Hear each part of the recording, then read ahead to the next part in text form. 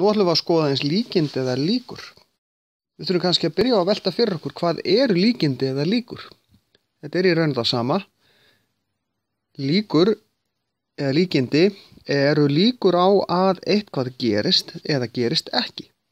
Yfirleitt erum við nú að velta fyrir okkur hvort það gerist. Og hérna fyrsta dæmið, þar einfaldlega spurt hver eru líkurnar á að fá skjaldarmerkið og kastar af 50 kalli. Og þá þurfum við að byrja á að velta fyrir okkur hvað eru margar hliðar á 50 kalli. Það eru einhverjar örlitlar líkur á hann lendi upp á rönd en við skulum láta það liggja á milli hluta í þessu dæmi. Ef við sleppum því þá eru 2 hliðar, það eru 2 möguleikar. Það er annars vegar hroggelsið öðrum megin og skjaldarmerkið hinum megin.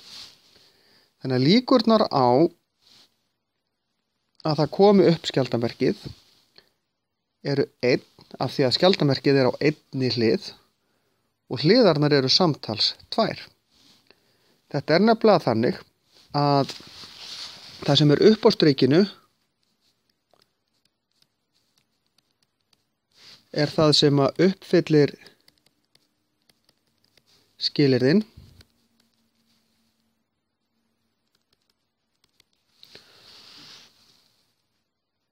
og það sem er fyrir neðan eru heildar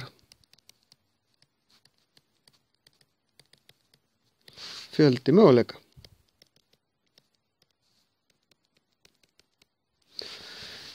Í þessu dæmi er bara 1 möguleiki sem uppfyllir skilyrðin, þar að segja að komi skjaldarmerki og heildarfjöldin eru 2. Hver eru líkurnar á að fá 3 þú kastar upp 6 hliða tening? Hvað eru 3 á mörgum hliðum og venjulegum tening? Á einni hlið? Hvað eru þetta margar hliðar? Það eru 6. Svona er þetta bara. Hver eru líkurnar að fá oddatölu? Á 6 hliða tening er hægt að fá tölunar 1, 2, 3, 4, 5 og 6. Og oddatölunar eru 1, 3 og 5. Hvað eru oddatölunar margar? Það eru 3 af hve mörgum? 6.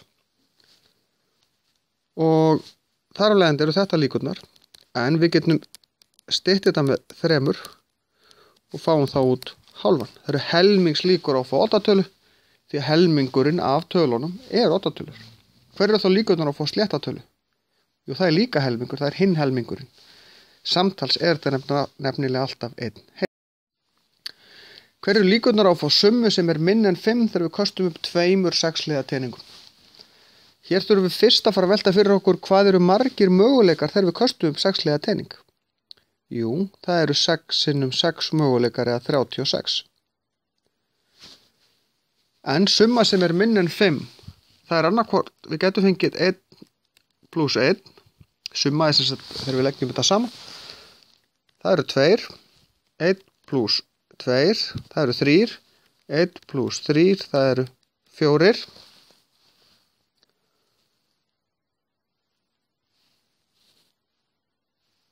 Það eru fleiri möguleikar. 1, 2 plus 2 líka. Það skiptir engum röðin hérna skiptir ekki máli. Við erum alltaf að velta fyrir okkur summunni. Það er ekki fleiri möguleikar að vera með minna en 5. Þannig að þetta eru 4 af 36. Og við getum stytt þetta með 4 og fáum út 1/9. Þetta brot, við getum breytt því í tugabrot, einfaldlega með því að bara deila 1 deilt með 9 og svo getum við breytt því í prósentu. Það má nefnilega setja líkur fram sem almenn brot, tugabrot og prósentu.